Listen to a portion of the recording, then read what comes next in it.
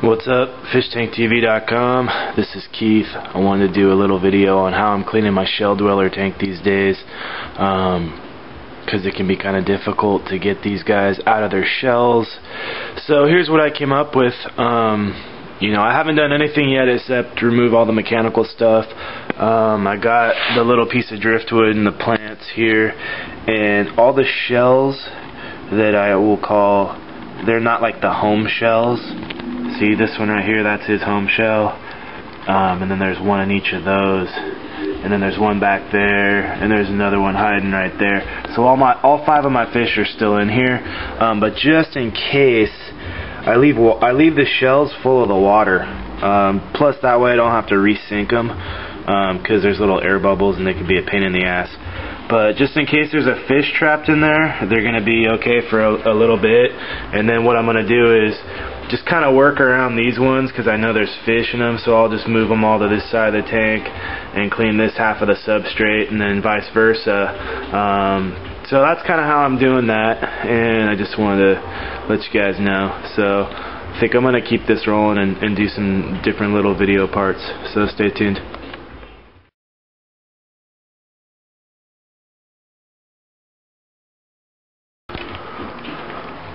Alright, so cleaned all the glass in there, and I'm going to get down and scrub some of this algae off the background. But I'm not really a big fan of leaving my fish in here when I'm doing this, but in this case, the way I designed this tank, which if you're ever going to make a do-it-yourself cement styrofoam background, probably don't do, is I didn't affix it to the background of the tank. I left like a gap so the fish could swim around, and to try to ventilate it, because I keep all my filters in this little box right here. But it just makes it a pain in the ass, because the fish will just hide back there. You can't net them, you can't get them out, and also a lot of shit builds up back there. The algae's a pain in the ass. I gotta get a toothbrush and like get all behind here. So lesson to be learned: if you're gonna make a background, just do it, don't leave a gap in the back. I'm gonna probably eventually do another one, and I'll do a step-by-step video on that. But anyway, so I'm just gonna leave these guys in here and get busy on the sand, and cleaning that up, and I'll make a video when it's all done. Check them out. See, they're not even too disrupted though. That's why I'm not like super sketched out. They got all uprighted in their shell, moved around, tossed a bunch, and they're out of their shell, so they're not that like scared right now, I guess. Anyway, that's what's up, and I'll make another little video, step-by-step process cleaning my shell dweller tank.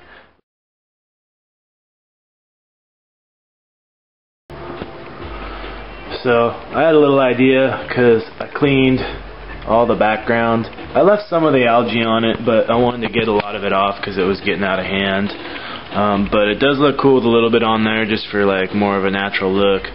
But after the water's all stirred up from doing that, I just thought, why don't I just let the filter do the work for me? So I threw it back on there. I haven't even done a water change yet. I'm just going to try to get, let this thing go for, maybe a half hour while I do some other stuff around the house, and try to clean up some of this stuff out of the water, and then, clean my substrate and do my water change. So that's something that I just kind of figured out today, which I guess is kind of cool if you're going to be around the house and, doing other shit. But if you're just going to do a quick water change, it's a little different. But this is a little bit of a bigger cleaning today. So, alright, check you later.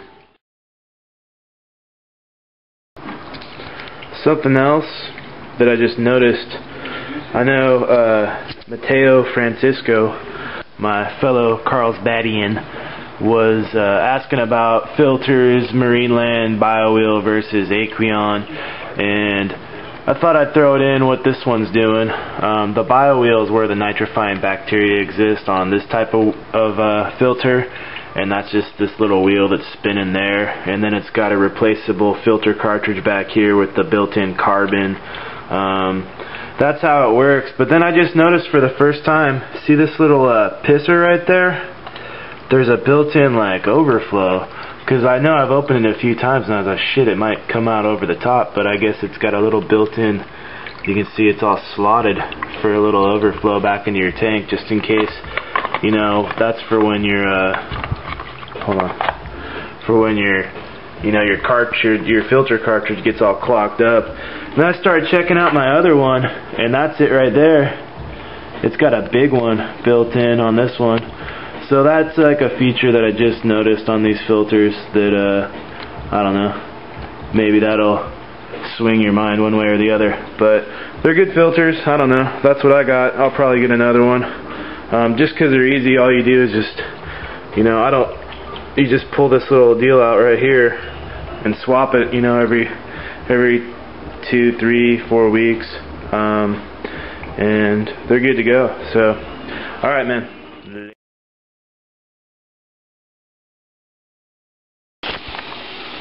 Alright, so here's what's up. This is how I do my water in my smaller tank. It's only a 10 gallon, so I'm not changing too much.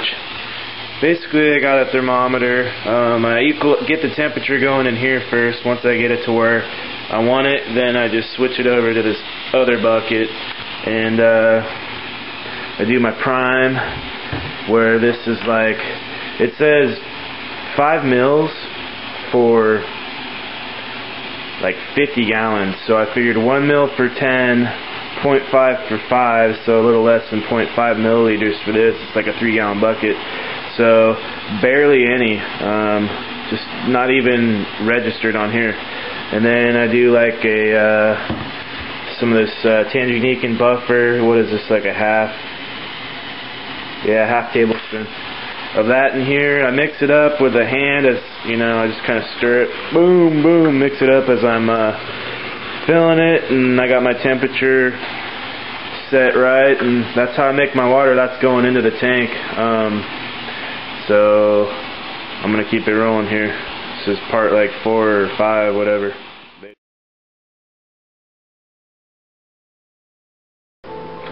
Alright, had my filter running for a while, kind of cleared the water up. I'm going to do my water change now after I stirred it all up and scrubbed all the stuff off the background. Here's the other reason why this probably wasn't the best design for this background. I have to use both a regular tube and a gravel cleaner, because the gravel cleaner won't fit back here to get all the detritus and dead shit off the bottom back here. So I gotta jam this tube back there. So it's kind of a pain in the ass. So that's one of the other faults in the design on my shell dweller tank. But I do still think it looks cool. I haven't seen another one like it, so I'm pretty stoked on it.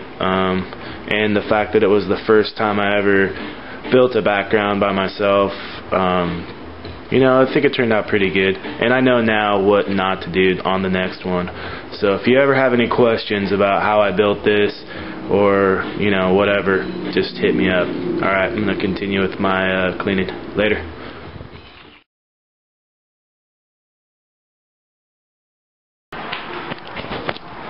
Alright, I wanted to show also, once again, I think I did a video already, but anytime you're cleaning anything from your tank, like your filter media or any parts of your filter, I just do it in a tub of tank water, because anything in there is beneficial to your tank, as far as like the bacteria and everything that grows in your filter.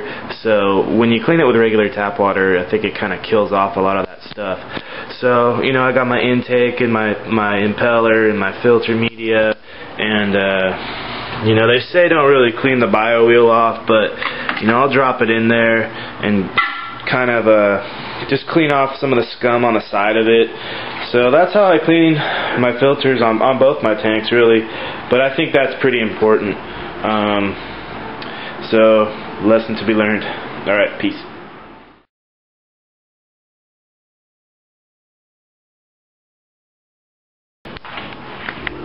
So I wanted to show real quick what the water looked like after I cleaned all the filter media off. Pretty brown, pretty nasty. Also cleaned a lot of stuff off in here, trimmed up the what is that shit? The Java moss. So I try to, like, you know, pull as much shit off outside the tank as I can. Here's what it looks like now that I'm done. It's real cloudy still. I literally just finished, but that's how it's looking. I guess I did an adequate job. I don't know, man. The algae, I would say for overall the design on this background is probably not the best, but live and learn. Next one I do, I'm not going to have the gap behind it, and it's going to make it a little bit more easier to maintain.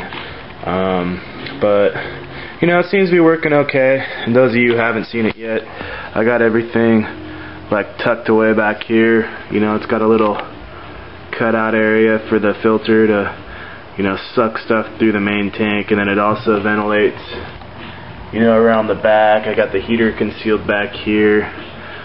Couple shells for any small fish that get kind of bullied out of the main part. But that's what's going on in my shell dweller tank. Try to sink the shells in the foreground, and leave the ones in the back a little more raised, just so you can see them kind of cruising in and out of the shells. And plus the ones that are mainly occupied are these two, and you can see his tail down there. That's the big one right there. That's what they do. Any sign of trouble, they just kind of zoom up in their shell and just chill. There's another one in there, pushed up a little bit more. There's for sure one in here. Yeah, little one. See? Oh, look, it's moving. So that's their defense mechanism in nature. They just bolt down into these shells. First sign of any trouble. Another interesting thing I learned about the brevis is the male and the female will share a shell in certain circumstances, and the male will always usher the female into the shell and then follow up and kind of seal the female inside the shell for protection, which I think is kind of a cool, you know, chivalrous thing for, I guess, a fish to be doing. But that's the 10-gallon Lamprolongi brevis shell dweller do-it-yourself background, do it a different way next time tank. So hope you enjoyed, and I'll check you guys out. Peace. What's up? This is now about 8 hours or so after I cleaned it. Everything's cleared up, and this is how it's looking. So that's how I clean my shell dweller tank. Hope you learned something, at least something not to do, which is don't leave a gap behind your background. Silicone it directly to the back glass. Alright guys, later.